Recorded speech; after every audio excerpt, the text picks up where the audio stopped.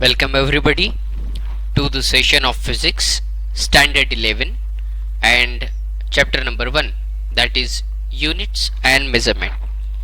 So सबसे पहला सवाल ये कि यही चैप्टर पहले क्यों और इस चैप्टर के टाइटल का मतलब क्या है, जानते हैं। सबसे पहले ये चैप्टर इसीलिए क्योंकि हमारे इर्द गिर्द जितनी भी फिजिकल एक्टिविटी हो रही है, इन एक्टिविटी में हम लोग बहुत सारी चीजें कैलकुलेट कर सकते हैं। Okay, so we can calculate the things. Now अब बहुत सारी ऐसी भी चीजें हैं जो रहस्य बन के रही है या जिनके बारे में हम लोग नहीं जानते। तो जिन चीजों के बारे में हम लोग जानते हैं उसकी स्टडी करना, तो जिनका कैलकुलेशन किया जा सकता है, इन्हें हम लोग कहते हैं quantity. Okay, so quantity are what? Quantity is something which we can measure, जिसे हम मेजर कर सकते हैं। अब आप कहेंगे कि सर मेजर की जरूरत क्या आई? मेजरमेंट की जरूरत हमारे इर्द गिर्द लगभग हर चीज में है। हम हमारी अगर दिनचर्या ही देखें तो सवेरे जगने से लेकर रात में सोने तक के जाने अनजाने में हम लगभग हर चीज का मेजरमेंट करके ही आगे बढ़ते हैं। चाहे समय का मेजरमेंट रहे, चाहे खाते वक्त जो भी हम प्लेट के अंदर लेते हैं उन चीजों का मेजरमेंट रहे, लेकिन कपड़े जो पहन रहे हैं उनका मेजरमेंट रहे, ये मेजरमेंट हमारे साथ हमेशा बना रहता है। लेकिन ब्रॉड लेवल पे अगर देखा जाए तो मेजरमेंट इसलिए भी करना जरूरी है ताकि चीजों के अंदर वैल्यू क्रिएशन हो। वैल्यू क्रिएशन से हमारा क्या मतलब है? वैल्यू क्रिएशन से ये मतलब है कि हमारे इर्द गिर्द बहुत सारी चीजें हैं। फॉर एग्जाम्पल अगर हम मेटल्स की बात करें तो there are variety of metals, लेकिन क्या सभी के सभी मेटल्स को सेम वैल्यू दी जाती है? नो। गोल्ड जो है ये प्रेशियस मेटल है कंपेयर टू आयरन। इसका मतलब आयरन का यूटिलिटी नहीं है या फायदा नहीं है, ऐसे में की बात नहीं, लेकिन गोल्ड इसीलिए वैल्यूएबल है क्योंकि ये लेस अमाउंट के अंदर फाउंड होता है। दूसरा महत्वपूर्ण बात कि गोल्ड जो है ये लेस रिएक्टिव भी है। ओके, सो अब इन चीजों को अगर हम लोग ध्यान रखें, या तो अगर हम लोग इसी के साथ दूसरा एग्जाम्पल लें, स्टडीज। दो student who are very sincere, who are very studious, जिनके नंबर बहुत अच्छे आएंगे, they are more valuable. Now अब ये वैल्यू अगर पता करनी है तो पहले मेजरमेंट तो करना पड़ेगा स्टडीज का। स्टडीज का मेजरमेंट कैसे किया? By taking exams. So exams में जिनके नंबर्स अच्छे आए या मार्क्स अच्छे आए वो बच्चे मोर वैल्यूएबल पाए गए और इसीलिए उनको प्रायोरिटी लेवल पे एडमिशन दिया गया डिफरेंट तरीके के कॉलेजेस में। ओके, अब जब जैसे मैंने यहाँ मार्क्स की बात कही या अगर गोल्ड की बात कही, तो इन्हें अगर मैं कैलकुलेट करना चाहूँ तो कैलकुलेट करने के लिए कोई एक स्टैंडर्ड यूनिट अप्लाई करना होगा जिसके कंपैरिजन में आगे कैलकुलेशन बढ़ेगा। फॉर एग्जाम्पल अगर मैं मार्क्स की बात कहूँ तो 100 will be the absolute marks, 100%. If somebody is having 60% and one is having 35%, so he is the lowest among three. Okay, and he is highest among three. So just comparison lie होता है। अगर आपके पास 1 kilo, ये एक standard हमने मास के लिए दिया है, तो इसके कंपैरिजन में जब कोई कहता है कि ये 10 ग्राम है तो हमें पता चलता है कि ये अंदाज से कितना होगा। ये अंदाज हमने जो भी लगाया है ये 1 किलोग्राम के कंपैरिजन में लगाया है। ओके, सो बेसिकली इस चैप्टर के अंदर हम लोग देखेंगे वो अलग अलग क्वांटिटीज जो मेजर की जा सकती है, उनके डिफरेंट काइंड ऑफ यूनिट्स, और मोस्टली आपको जितना भी 11th 12th के अंदर फिजिक्स पढ़ना है उन सभी चैप्टर्स के अंदर की डिफरेंट क्वांटिटीज और उनके यूनिट्स इस चैप्टर के अंदर आएंगे, जिससे हमें ओवरऑल पूरे सिलेबस को समझने में भी आसानी होगी और जहाँ कहीं कैलकुलेशन या कॉन्सेप्ट की बात आती है वो कॉन्सेप्ट भी काफ़ी आसानी से याद रह सकेंगे। So this was the session. Thank you very very much.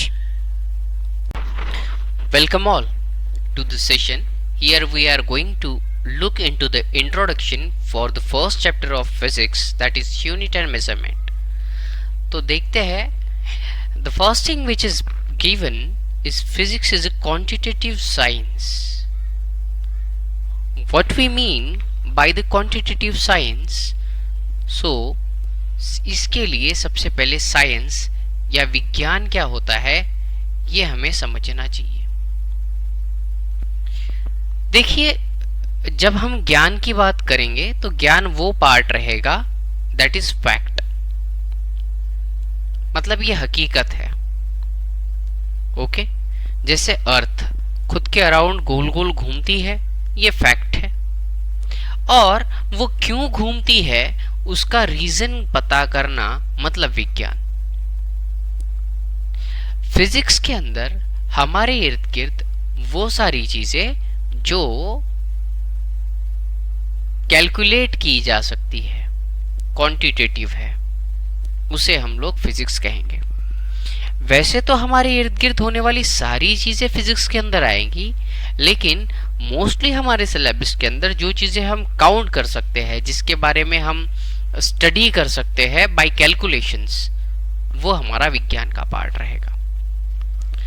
और क्योंकि ये काउंट की जा सकती है या तो इन्हें कैलकुलेट किया जा सकता है, इसीलिए ये जो प्रोसेस है कैलकुलेशन की, जिसे हम कहेंगे मेजरमेंट, तो बात आती है आगे कि a measurement always involves a comparison with a standard measuring unit which is internationally accepted.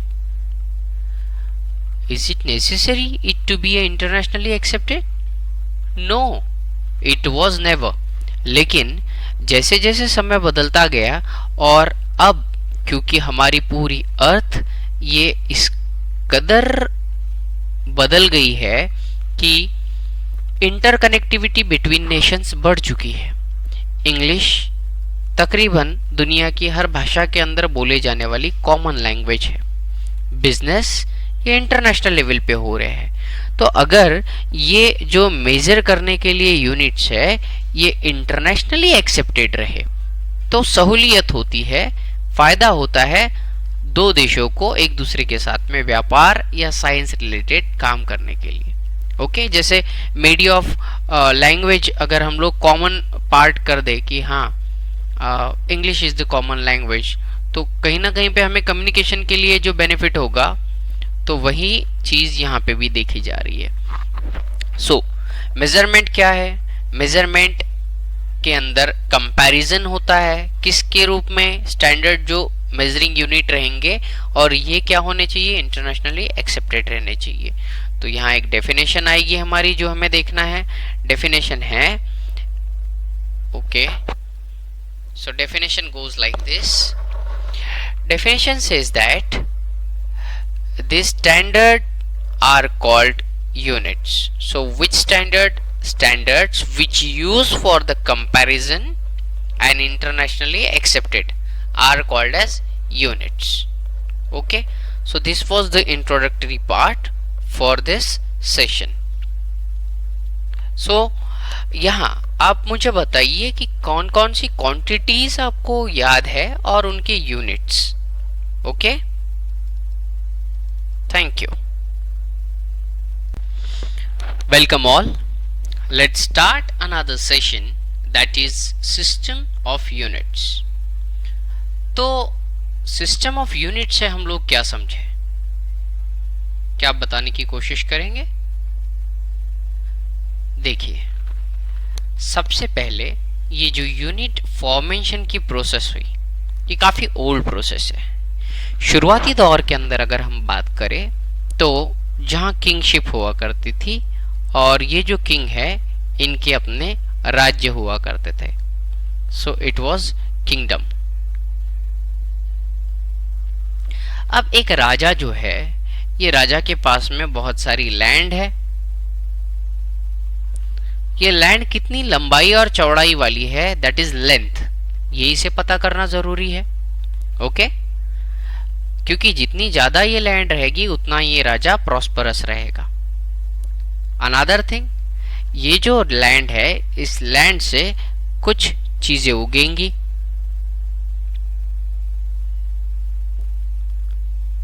ये जो चीजें उग रही है, इसका मास, ये पता रहना जरूरी है। और तीसरी सबसे बड़ी चीज, ये जो किंग है, इसके शुरुआत और आखिरी में हम लोग बर्थ और डेथ लिखते हैं। बेसिकली इससे ये पता चलता है कि इस राजा ने शासन कितने लंबे समय तक के किया है। So third thing was time.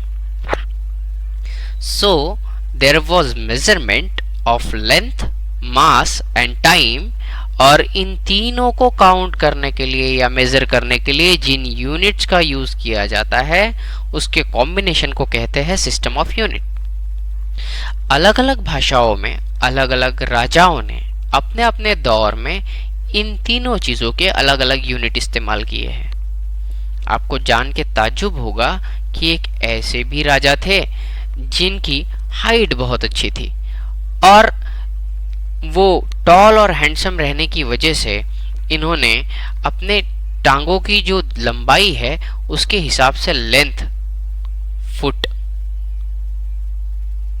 घोषित कर दिया।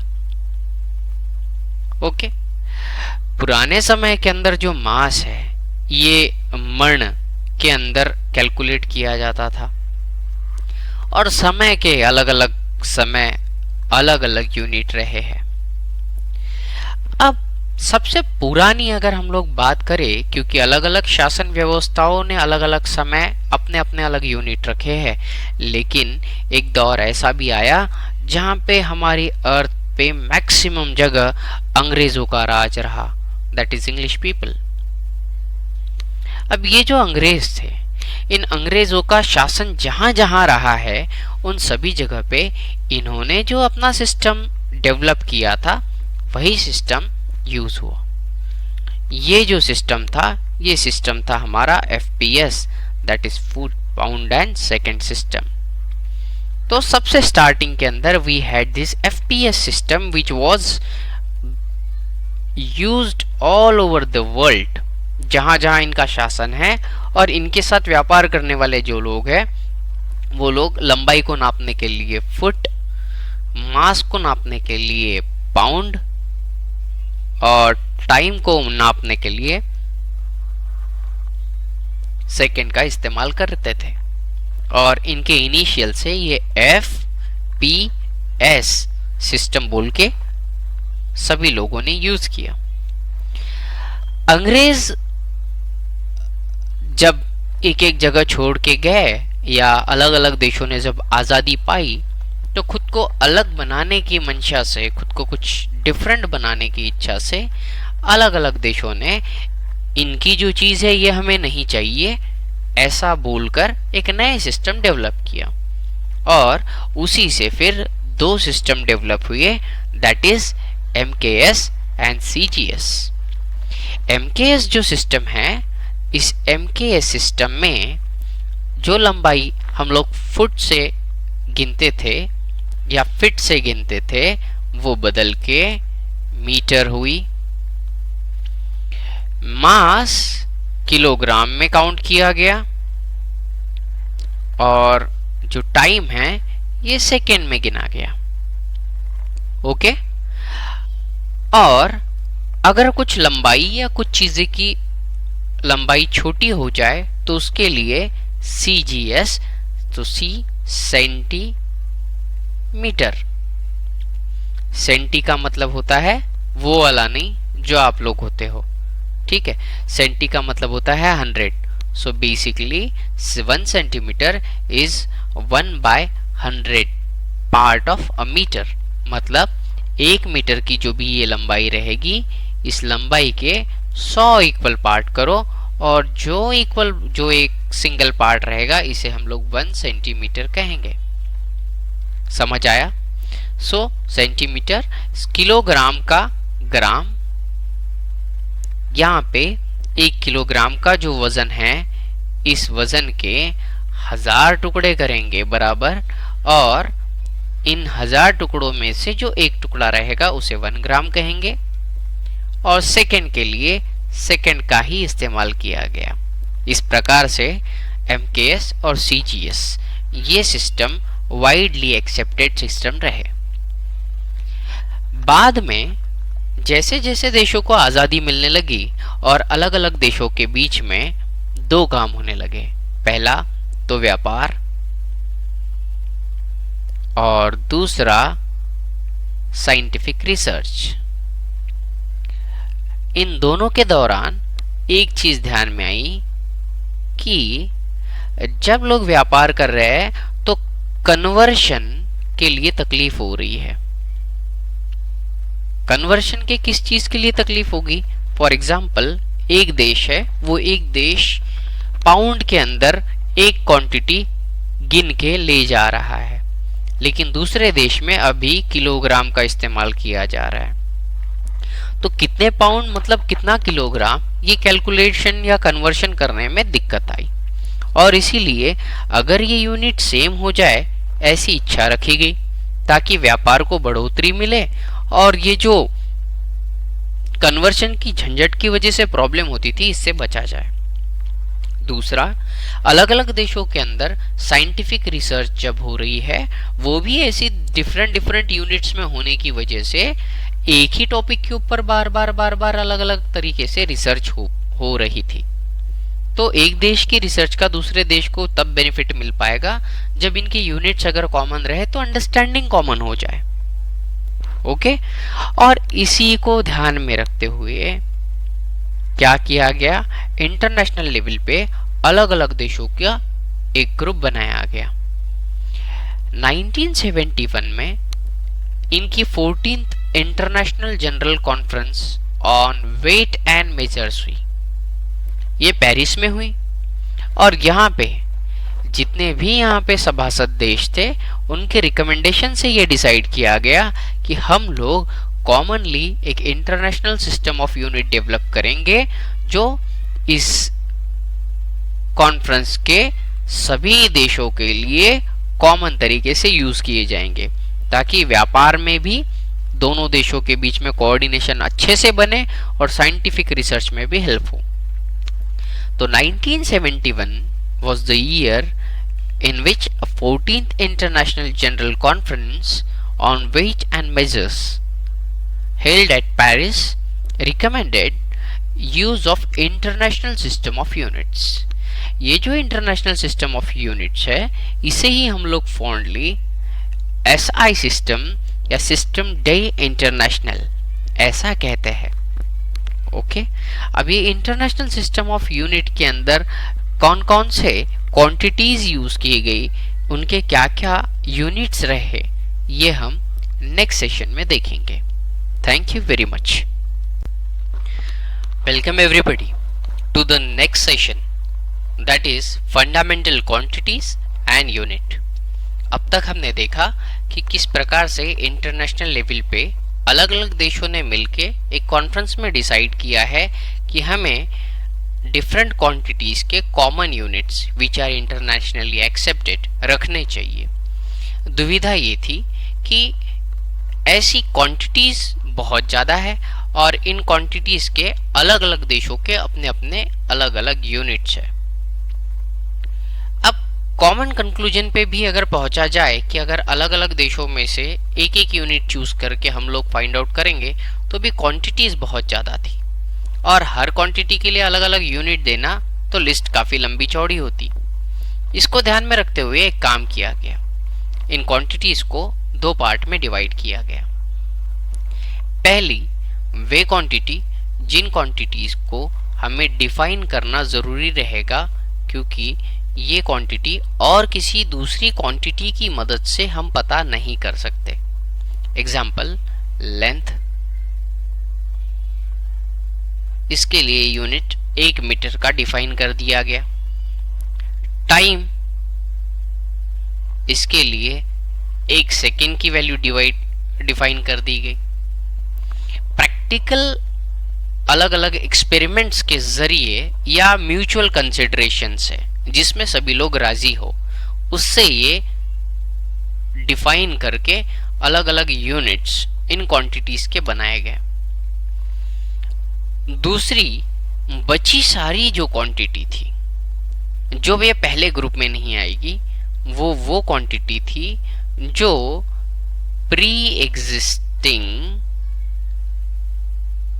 या पहले पार्ट में डिफाइन की गई क्वांटिटीज की मदद से हम लोग पता कर सकते हैं बाय कैलकुलेशंस। फॉर एग्जांपल, आपको अगर वेलोसिटी पता करनी है तो velocity is displacement upon time. Displacement is your length, so इसका यूनिट मीटर और टाइम का यूनिट हो गया second, and here you are having. So ये जो दो चीजें हैं इन्हें डिफाइन करके नाम दिया गया, इसे कहा गया फंडामेंटल क्वांटिटी। और जो ये फंडामेंटल क्वांटिटीज है उसके एडिशन, सबट्रैक्शन, मल्टीप्लिकेशन, डिवीजन की मदद से ये सेकेंड क्वांटिटीज पता की जा सकती है, तो इसे हम लोग कहेंगे derived quantities. Okay, understood. So fundamental quantities and derived quantities, ये एक मेन वर्गीकरण, ये जो मेन डिवीजन है ये वाला यहाँ हम लोगों ने देखा है। ओके, सो फंडामेंटल क्वांटिटीज क्या रहेगी अब? Fundamental quantities are the physical quantities which do not depend on any other physical quantities for their measurement are known as fundamental quantities। ऐसी फंडामेंटल क्वांटिटीज कितनी हैं? तो जी ये 7 है। कौन कौन सी? तो first one is length, another one is mass, third one is time, fourth one is temperature, fifth one is electric current, sixth one is luminous intensity and seventh one is amount of substance. इनके unit है length का metre, जिसका symbol है small m, another one is mass, जिसका ऐसा unit है kilogram, ये इसका सिंबल है स्मॉल लेटर्स में kg। Third one is time, जिसका यूनिट है सेकेंड और इसका स्मॉल लेटर s से बताया गया है ये। टेम्परेचर केल्विन, कैपिटल K से बताया जाएगा। Electric current AMPERE, ampere, capital A। Luminous intensity candela, CD, small letters में CD। Amount of substance mole, MOLE, तो यहाँ स्मॉल लेटर में M नहीं लिख सकते थे क्योंकि ये मीटर के लिए ऑलरेडी अलॉट हुआ है, इसीलिए स्टार्टिंग के 3 अल्फाबेट्स दैट इज MOL। ये बहुत ज़्यादा इम्पोर्टेंट है क्योंकि इन्हीं फंडामेंटल क्वांटिटीज की मदद से हम लोग बाकी की क्वांटिटी डिराइव करते हैं। तो अलग अलग क्वांटिटी के जो यूनिट्स आपको पता करने रहेंगे ये इनकी ही, इन 7 चीज़ों की ही मदद से निकलेगा। अब इसे याद रखने का तरीका, जैसा कि इसके पहले वाले सेशन में भी मैंने कहा कि हमें पूरे लाइफ में सवेरे से शाम तक के और इवन हम लोग जब सोते हैं उस समय भी कैलकुलेशंस या जो क्वांटिटीज है या मेजरमेंट जो है ये कंटिन्यू होता रहेगा। तो मेजरमेंट भले ही हम लोग सोते रहे, अर्थ सन के अराउंड चक्कर काट रही है, मेजरमेंट तो चल ही रहा है। हमारी हार्ट बीट्स चल रही है, उसका भी मेजरमेंट हो ही रहा है। तो जो मेजरमेंट है ये मॉर्निंग से लेके अनदर मॉर्निंग तक के हमारे लाइफ के अंदर का पार्ट है और ये ऑल टाइम हमारे साथ रहेगा। ओके, मेजरमेंट कब रहेगा? ऑल टाइम हमारे साथ रहेगा। इसी से ए से आ गया आपका अमाउंट ऑफ सब्सटेंस,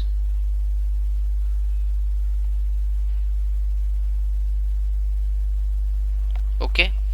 एल से आ गया लेंथ, अनदर एल से आ गया ल्यूमिनस इंटेंसिटी, टी से आ गया टाइम, आई थोड़ा सा यहाँ आपको मॉडिफाई करके टी करके इसको लिखना है temperature, M mass and E electric current.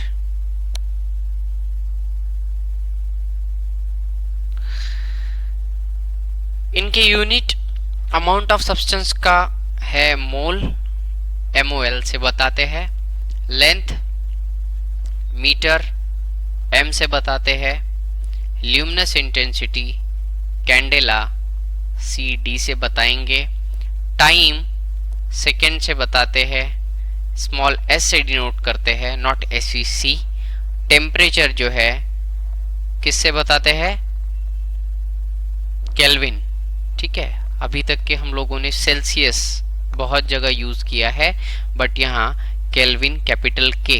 Now कुछ जगह स्मॉल CD लिखा है या स्मॉल इनिशियल्स है, कुछ जगह कैपिटल है, तो कैपिटल इसीलिए जो यूनिट्स हम लोगों ने किसी साइंटिस्ट के नाम पे रखे हैं, क्योंकि उन्होंने बहुत बड़ा काम किया है, इसीलिए उनकी इज्जत रखने के लिए हम लोगों ने इसे कैपिटल लेटर्स में बताया है। मीटर किलोग्राम केजी से बताएंगे, और इलेक्ट्रिक करंट किससे, एम्पियर। अब इसे याद रखने की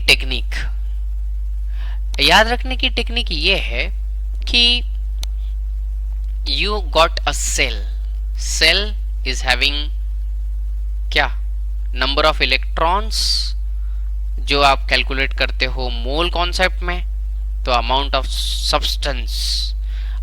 सब्सटेंस के अंदर आपने एक बैटरी ली, उस बैटरी के अंदर सेल है, ओके, तो वो जो सेल है उस सेल के अंदर के नंबर ऑफ इलेक्ट्रॉन्स आपने वो जैसे ही सेल है उस टॉर्च में डाल दी, टॉर्च में डालने के बाद में टॉर्च से एक पर्टिकुलर लेंथ पे गिरने वाली लाइट आपको दिखाई दी।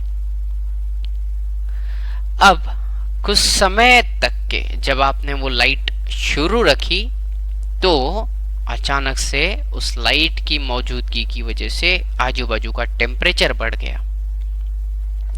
कंजूस था कोई, उसे लगा कि अरे इस सेल का मास कम हो जाएगा, मेरा सेल चला जाएगा, इसीलिए उसने पावर का बटन ऑफ कर दिया, जिससे इलेक्ट्रिक करंट का सप्लाई बंद होकर वो टॉर्च बंद हो गया। ओके, स्टोरी आप अपने हिसाब से भी बना सकते हो। तो अभी आग बंद करके एक बार और रिवाइज कीजिए कि सबसे पहले आपको मिला एक सेल के अंदर जो केमिकल है उसके अंदर के number of protons, number of electrons या नंबर ऑफ मॉलिक्यूल्स या नंबर ऑफ आयंस, ये पता करते हैं मोल कॉन्सेप्ट से, जो कि आता है अमाउंट ऑफ सब्सटेंस में। ये सेल हमने कहाँ डालना है, एक टॉर्च में। एक लंबी टॉर्च ले लो और इस टॉर्च को जलाकर हमें लाइट मिलेगी। लाइट की जो इंटेंसिटी है वो कैलकुलेट करते हैं ल्यूमिनस इंटेंसिटी से, जिसका यूनिट है कैंडेला। और ये जो ल्यूमिनस इंटेंसिटी या लाइट की इंटेंसिटी हमने कैलकुलेट की है, ये काफ़ी इंटेंस लाइट थी, जो कुछ देर तक के जब हमने जलाए रखा, मतलब टाइम आया सेकेंड जिसका यूनिट है, तब हमने ये पाया कि टेम्परेचर धीरे धीरे धीरे धीरे उस लाइट की मौजूदगी में बढ़ रहा है। पुराने जो लाइट हुआ करते थे येलो, ठीक है, थोड़े से येलोइश पैटर्न के, तो उन लाइट की वजह से रूम का टेम्परेचर थोड़ा बहुत तो इंक्रीज होता था due to the power consumption. तो ये जो टेम्परेचर इंक्रीज हो रहा है, टेम्परेचर का यूनिट है यहाँ केल्विन। अब यहाँ क्योंकि कंजूस है तो ऐसा लगा कि हमारा सेल चला जाएगा, इसमें मास घट रहा है और मास का यूनिट है किलोग्राम, तो इसीलिए पावर बटन ऑफ किया, जिससे इलेक्ट्रिक करंट का सप्लाई कट हुआ। इलेक्ट्रिक करंट का यूनिट रहा एम्पियर और लाइट बंद हो गई। सो From here you can remember all the 7 fundamental quantities, their SI units and their symbol. Thank you very much. Welcome all. Moving ahead to the next session, that is derived quantities and units. Derived quantities and units. इस session में हम लोग देखेंगे कि इसके पहले quantities जो कि फंडामेंटल और डिराइव्ड इन दो क्वांटिटीज में डिवाइड की गई थी, जिसमें फंडामेंटल क्वांटिटीज, उनके एसआई यूनिट्स और उनके सिंबल्स हम लोगों ने अभी तक के देखे हैं। अब डिराइव्ड वाले पार्ट में हमने ये देखा था कि फंडामेंटल की मदद से हम लोग डिराइव्ड क्वांटिटी निकालते हैं। इसकी डेफिनेशन कहती है कि वे क्वांटिटी जो डिपेंड है कुछ या सारी की सारी सातों फंडामेंटल क्वांटिटीज पे, और हम जिन क्वांटिटीज को फंडामेंटल क्वांटिटीज की टर्म्स में एक्सप्रेस कर सकते हैं या कन्वर्ट कर सकते हैं, उन्हें हम लोग डिराइव्ड क्वांटिटीज कहेंगे। इसी के साथ साथ हम जिनके यूनिट फंडामेंटल यूनिट्स के फॉर्म में एक्सप्रेस कर पाए, उन्हें हम लोग डिराइव्ड यूनिट्स कहेंगे।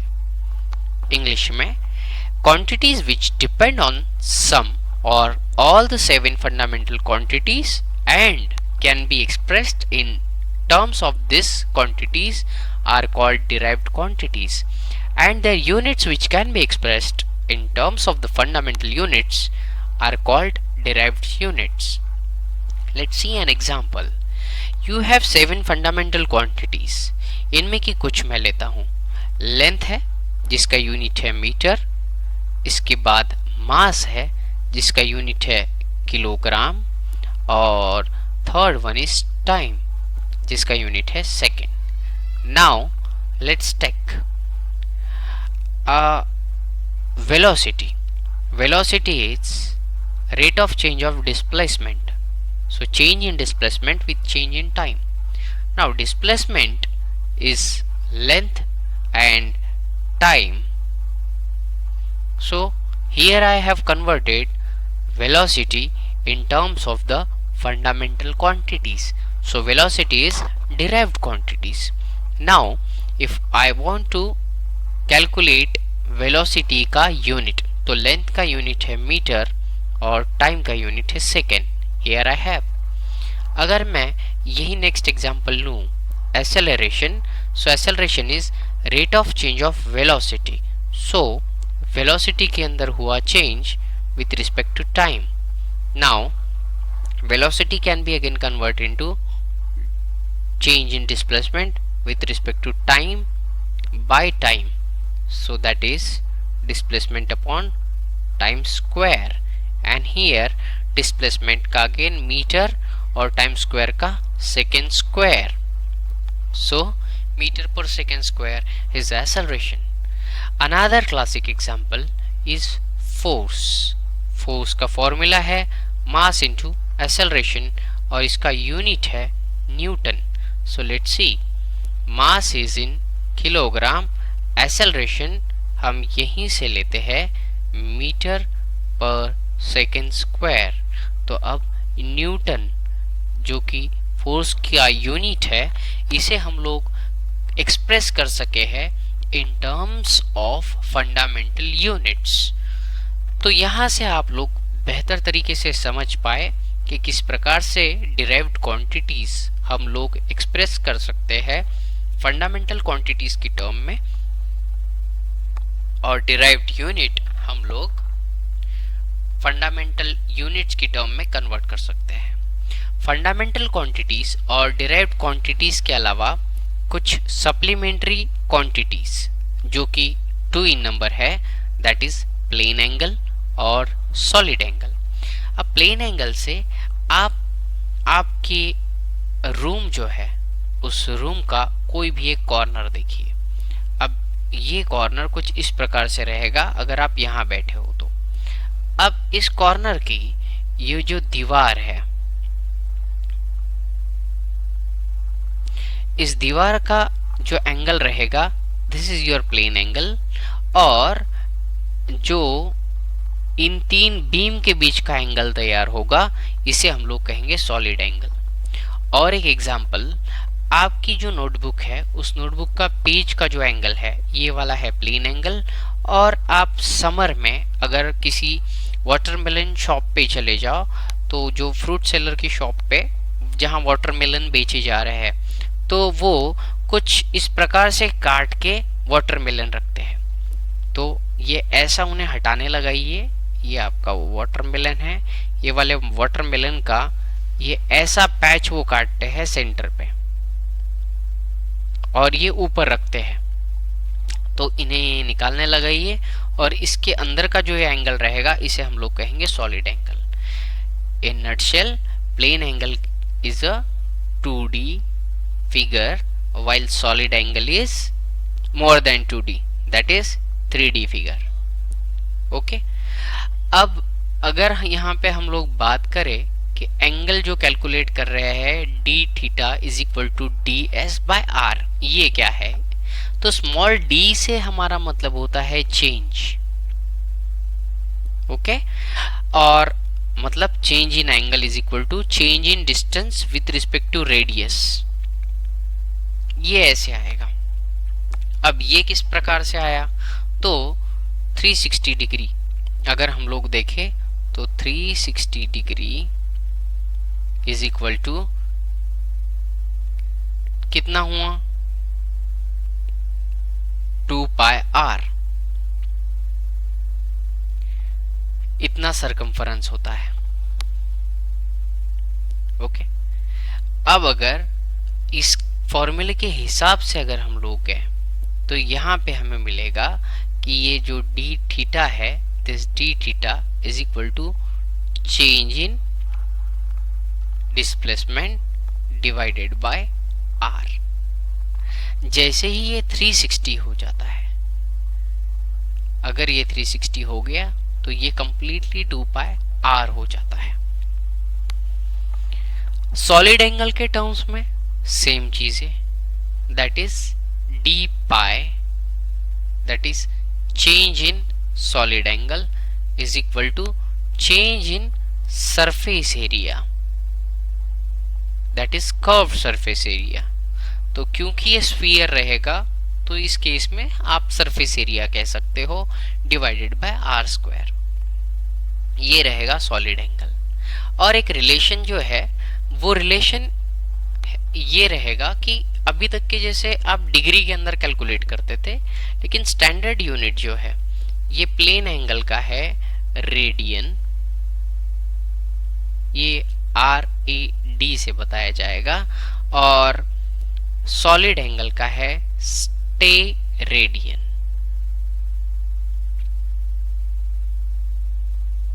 ओके, इसके बीच का रिलेशन जो है ये है pi c, that is pi radian is equal to 180 degree.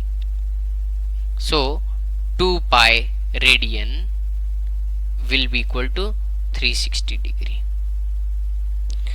90 degree का मतलब होता है pi by 4, sorry pi by 2 radian. So it's just another unit. Solid angle और प्लेन एंगल ये दोनों सप्लीमेंट्री क्वांटिटी है। तो अभी तक के सेशन में हमने ये देखा कि फंडामेंटल क्वांटिटीज के अलावा डिराइव्ड क्वांटिटीज जो कि बहुत ज़्यादा है, हमारे सिलेबस में there are near about 50 plus derived quantities. Fundamental quantities fixed in number है, दैट इज 7, और सप्लीमेंट्री क्वांटिटीज भी फिक्स्ड इन नंबर है, दैट इज 2। इनके यूनिट्स आपको याद होने चाहिए। बुक के एंडिंग में बहुत सारी क्वांटिटीज और उनके यूनिट्स दिए गए हैं, जितना हो सके उतना उसे रिवाइज करने की कोशिश कीजिए। Thank you very very much. Welcome all. Till now we have seen fundamental quantities, derived quantities and supplementary quantities with their respective units. Now conversion for the use of SI units.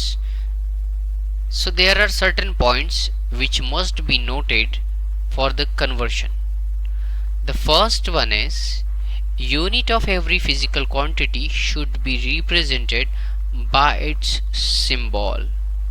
So when you write 5 and metre का unit रहेगा, length का unit रहेगा metre, you should write in this way 5 metre. इसका मतलब ये है.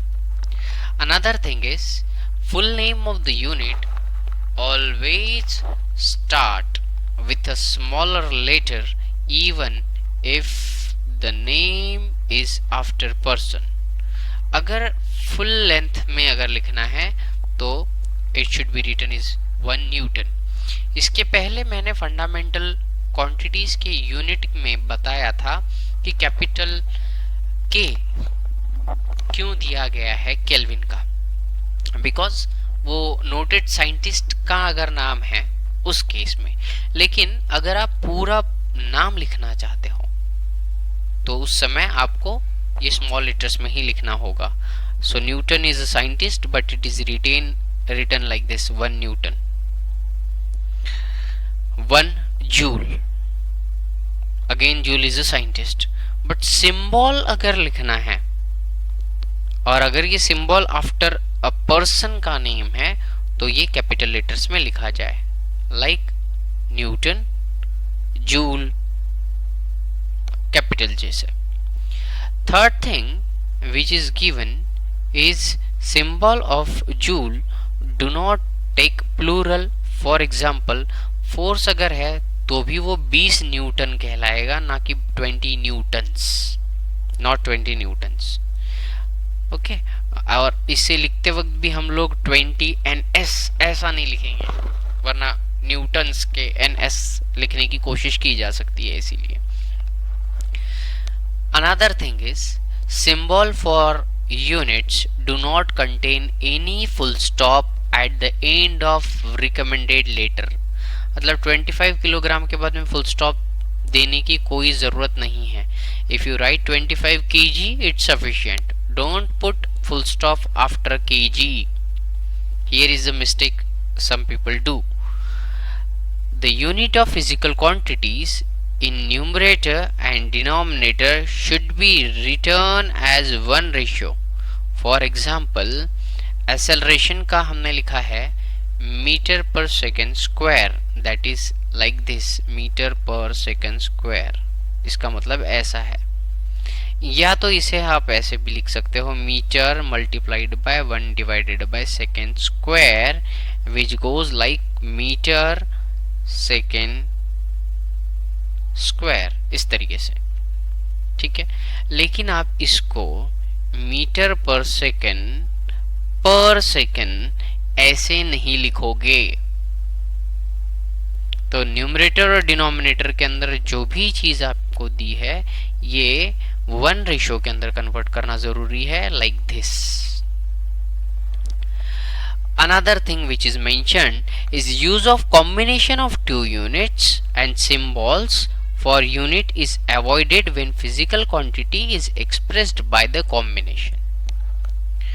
For example, unit joule per kilogram Kelvin is correct, while joule per kg K is not correct. मतलब ये कि अब अगर आपने यहाँ जूल दिया है तो it should be in kilogram and kelvin. अगर आप सिंबल्स का यूज कर रहे हो तो प्योरली सिंबल का यूज कीजिए.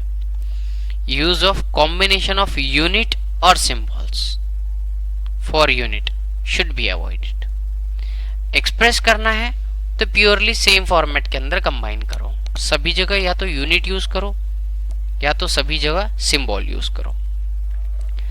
A prefix symbol is used before the symbol of unit.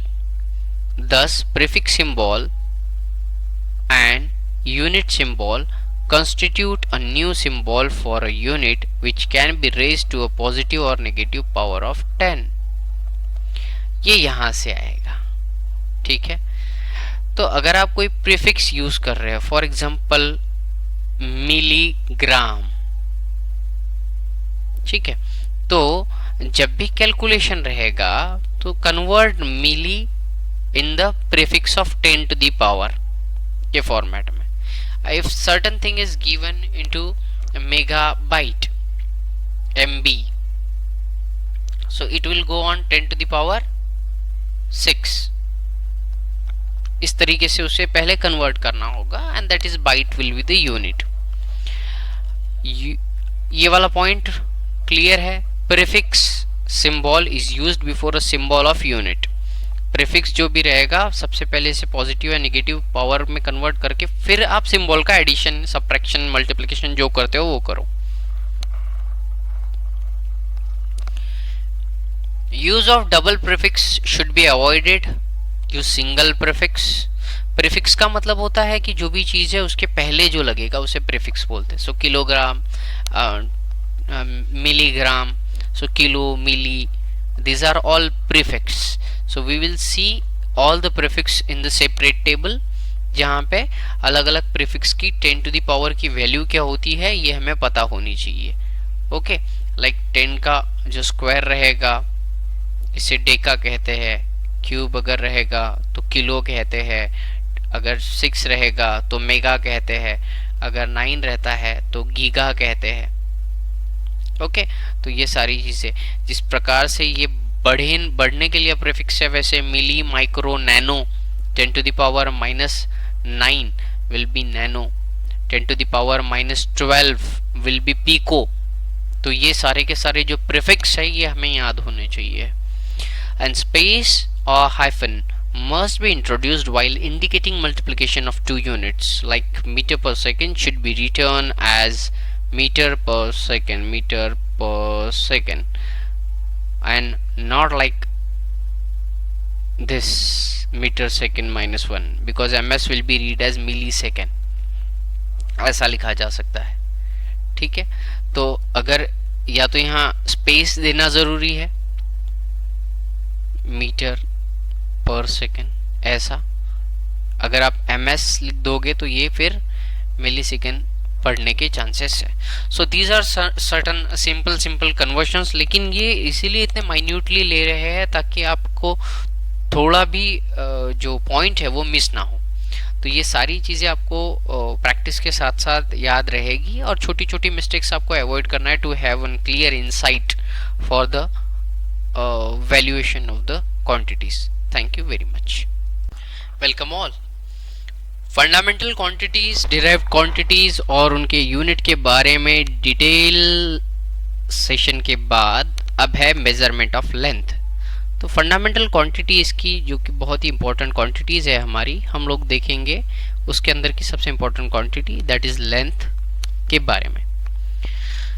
शुरुआती दौर से जो अलग अलग लेंथ के लिए यूनिट्स का इस्तेमाल किया जाता था, 1960 तक के आते आते हमने ये पाया कि मीटर जो स्टार्टिंग डेज में कैलकुलेट किया जाता था वो क्रिप्टॉन नाम का जो एलिमेंट है उससे निकलने वाली ऑरेंज रेड लाइट की जो लाइट है उसकी वेवलेंथ के हिसाब से था. लेकिन क्योंकि क्रिप्टॉन स्टेबल एलिमेंट नहीं है इसीलिए उससे निकलने वाली वेवलेंथ ड्यू टू आइसोटोप्स के रीजन की वजह से भी ये वेरी हुई. और मोर प्रिसाइज क्या हो सकता है ये ढूंढते ढूंढते 1983 में हम लोगों ने ये डेफिनेशन निकाली. वो डेफिनेशन कहती है कि metre is a length of path travelled by light in vacuum during a time interval of 1 divided by 299,792,458 second. Let's understand what this means. Simpler sense से अगर आपको समझना है तो आपको एक चीज पता चाहिए. वो बात ये है कि लाइट, वैक्यूम के अंदर की लाइट की स्पीड कितनी है? वो है 3 × 10 to the power 8 मीटर पर सेकेंड. इसका मतलब ये कि 1 सेकेंड के ड्यूरेशन में लाइट कितना डिस्टेंस ट्रेवल करती है? 3 × 10 to the power 8 मीटर. मतलब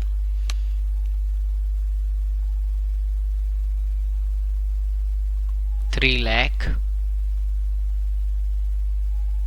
और 3 0 इतने मीटर्स कितने सेकेंड में? 1 सेकेंड में. तो अब 1 मीटर मतलब कितना? तो एक सेकेंड में लाइट ने जितना डिस्टेंस ट्रेवल किया है उसके कितने पार्ट, 3 इंटू 10⁸ पार्ट करो, और जो एक पार्ट रहेगा वो वाला पार्ट। अब क्योंकि वैक्यूम में भी अगर हम लोग कंसिडर करके चले कि कुछ हिंड्रेंस है या मोर एक्यूरेसी से जाए, तब लाइट की जो स्पीड है वो है 299,792,458 सेकेंड। सो एक सेकेंड में लाइट ने जितना डिस्टेंस ट्रेवल किया है, तो एक सेकेंड में लाइट एग्जैक्टली ये इतना मीटर्स डिस्टेंस ट्रेवल करती है। अगर आप इतने मीटर को इस वैल्यू से डिवाइड करोगे तो आपको 1 मीटर आ जाता है। अंडरस्टूड? तो इस प्रकार से याद रखना है। इसके अलावा कुछ यूजफुल डिस्टेंसेस के मेजरमेंट है और यूनिट है। For example, distance of Andromeda galaxy from earth, यह है 2 into 10⁻22 metres. Okay. Distance of nearest star after sun, Proxima Centauri, important from MCQ point of view, कि सन के बाद वाला अर्थ से सबसे पास वाले स्टार का नाम क्या है, उसका नाम है प्रोक्सिमा सेंचुरी। यह है 4 इंटू 10⁻16 मीटर्स दूरी पे। प्लूटो जो सबसे दूर रहने वाला प्लैनेट माना जाता है, उसका अर्थ से जो डिस्टेंस है ये है 6 इंटू 10⁻12 मीटर। ओके।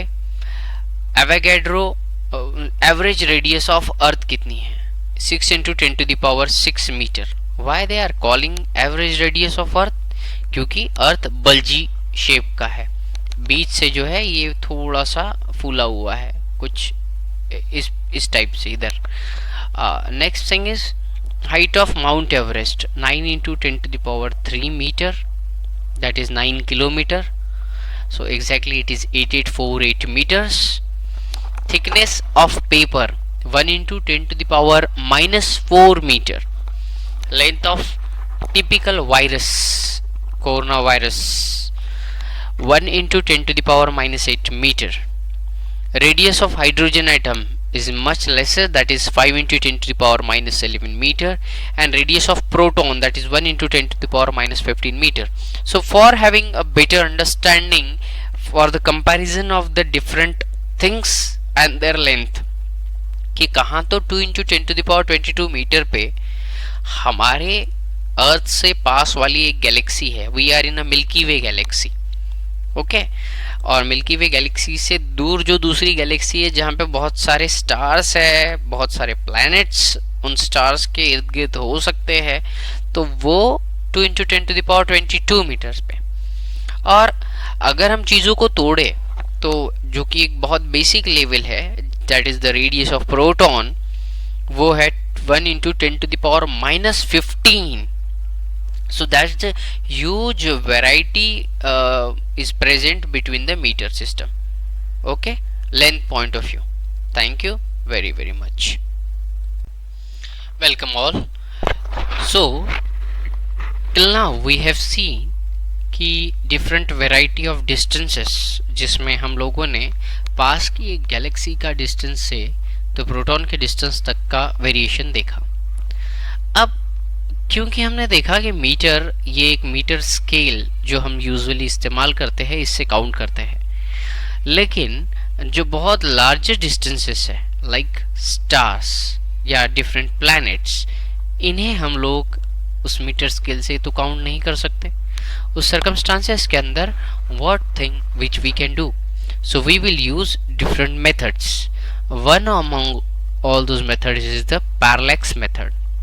सो जो पैरेलैक्स है is defined as a apparent change in the position of the object due to the change in the position of the observer.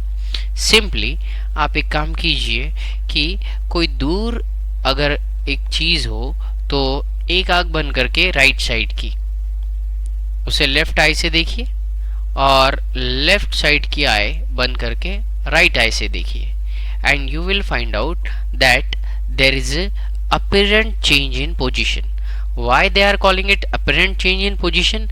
Because the object is not changing its position, but आपकी एक आंख बंद करने की वजह से आपको महसूस हुआ है कि वो पोजीशन चेंज हुई है। अब अगर कोई दूर ऐसी रखी चीज है या प्लैनेट है या स्टार है, अगर इनका मेजरमेंट करना है तो हमें इस मेथड का इस्तेमाल करना होगा। इसके लिए let's say here is a star and you want to calculate its distance. A basic formula which you must remind here is tan theta is near about theta when a ratio is very huge of opposite side to the adjacent side. Okay, class 10th में पढ़े हैं tan theta is equal to opposite upon adjacent side, opposite side upon adjacent side. तो same चीज यहाँ रखेंगे। अर्थ पे जितना ज्यादा दूरी पे आप डिस्टेंस मेजर कर सकते हो, ऐसे दो पॉइंट लेंगे ए और बी। ए से आप इस स्टार की पोजीशन देखोगे और बी से इस स्टार की पोजीशन देखोगे। ए से और बी से जब आप ये पोजीशन देख रहे हो उस समय आपको यहाँ पे एक एंगल और यहाँ पे एक एंगल पता चलेगा। ये दो एंगल की मदद से ये जो तीसरा एंगल है थीटा, ये हमें पता चलता है। इन दो पॉइंट के बीच का डिस्टेंस बी हमें पता है। tan थीटा के हिसाब से अगर मैं यहाँ अप्लाई करूं so theta is equal to opposite b upon hypotenuse. क्या है यहाँ डी, ये लगा। So not for only tan theta, आप साइन और कॉस के लिए भी जब रेशो बहुत बड़ा हो जाए तब sine theta is equal to theta, cos theta is equal to theta और tan theta equal to theta होता है। तो यहाँ opposite b upon hypotenuse D, ये थीटा हो गया। तो यहाँ से डी इधर जाएगा और ये हो जाएगा b upon theta. Understood? Simple है। सो बेसिकली हमें ये दो चीजें पता थी, एडजेसेंट तो हमें पता नहीं है, ठीक है। अर्थ के इस मिड पॉइंट और स्टार के बीच का डिस्टेंस हमें पता नहीं, लेकिन ये ए से लेके एस तक का जो डिस्टेंस है ये वाला हमें अप्रोक्सीमेटली पता चल गया। अब measurement of distance to star जब हम करें तो उस समय क्या किया जाता है? The next closest star after sun कौन सा है? इसके पहले वाले सेशन में देखा है, रिवाइज करो। वो कितने दूरी पे है? 4.29 light years. Now light year ये जो यूनिट है ये किसका है? फिर डिस्टेंस मेजर करने का। इसका मतलब क्या है? लाइट की स्पीड से पूरे ईयर तक के जब आप दौड़ोगे, लाइट की स्पीड कितनी है?